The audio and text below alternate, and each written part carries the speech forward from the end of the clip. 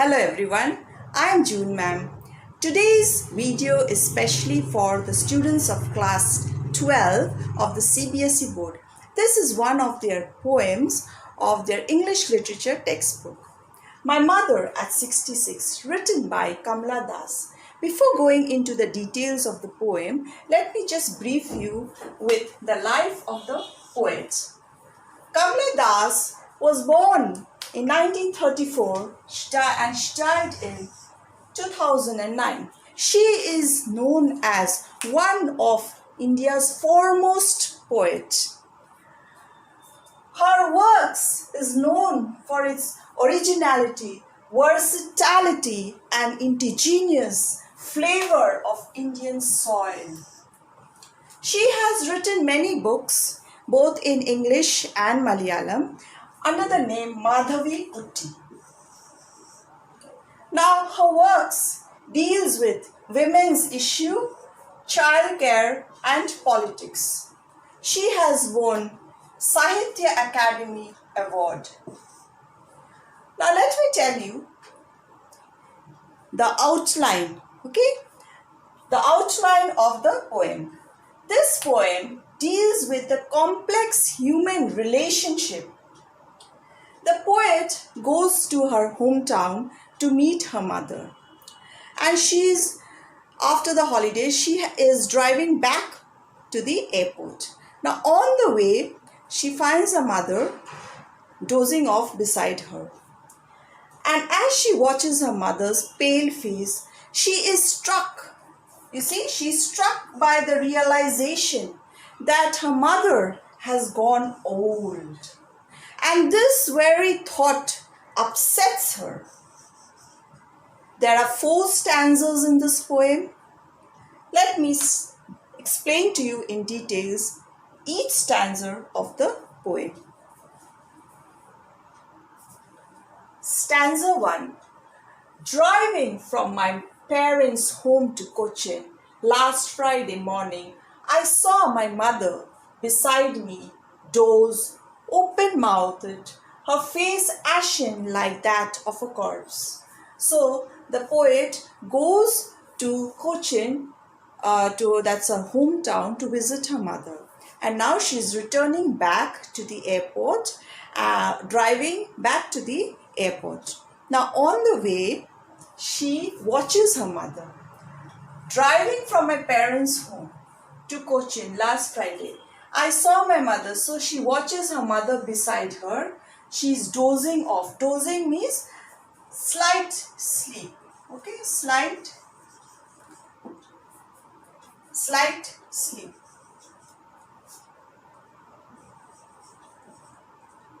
Okay, or you can say sleeping slightly.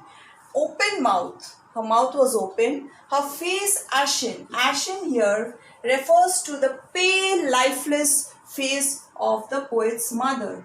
Pale, lifeless face of the poet's mother.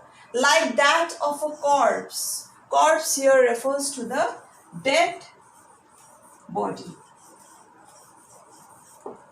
Now this pale face perhaps expresses the pain that the mother feels because of her separation with her daughter.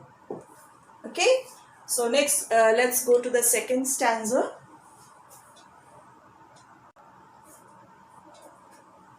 So in second stanza, stanza 2, we see that the poet realizes that old age has crept upon her mother. And this reality that her mother has gone old is very hard to accept. She's not able to accept the harsh reality. And she's pained, this pains her. She is pained to see the pale, lifeless, colorless face of her mother. And just to put this thought, this disturbing thought, so the mother who has gone old, this realization disturbs her a lot. So just to keep this disturbing thought out of her mind, she looks outside the car. Now when she looks outside the car, she looks out at young trees sprinting. So when she looks out of the car, she finds young trees sprinting. What do you mean by this? This means that since the car was moving forward, the young trees appear to be moving backward, okay, in the opposite direction. And then another thing she finds is young children, merry, happy children spilling out. Spilling out means rushing out of their homes to play. Now these young trees appearing to move in the opposite direction shows the time has flown by. The poet remembers her childhood when her mother was young. And another contrast is with the young children who represents youth, life and energy. So the young trees and the young children are in sharp contrast with her old mother who is suffering from ill health. Okay, so let's move on to stanza 3. So the young children and the young trees have tried to divert her thought. She was pained by the very thought that her mother was growing old age has crept in, but the young trees and the young children diverted her thought. But in stanza 3 we see that she has reached the airport, and after the airport's security check, she watches once again her mother who was standing just a few yards away from her. And she looks at her pale face, and her pale face is compared to the late winter's moon.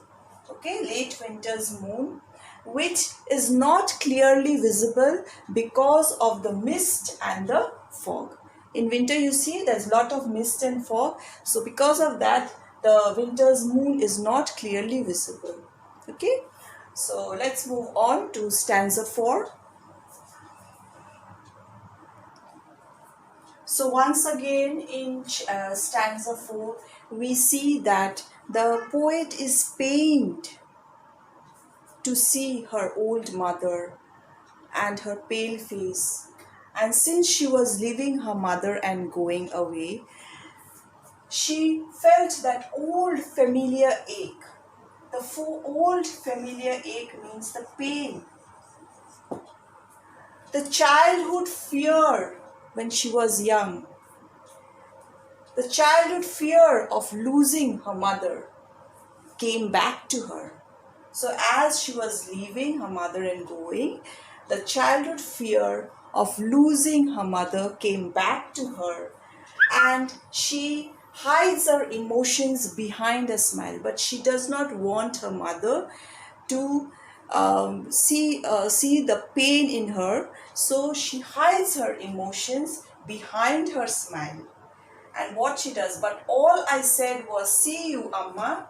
All I did was smile and smile and smile. So she kept on smiling because she did not want her mother to realize that she too was very sad to leave her. And she bids her mother goodbye with a smile. And she hopes as well as she gives hope to her mother by saying these lines, "See you soon, Amma." So there is a hope between the mother and the daughter. She hopes to see her mother once again. So she gives hope to her mother as well as to herself that they would definitely meet again. Thank you.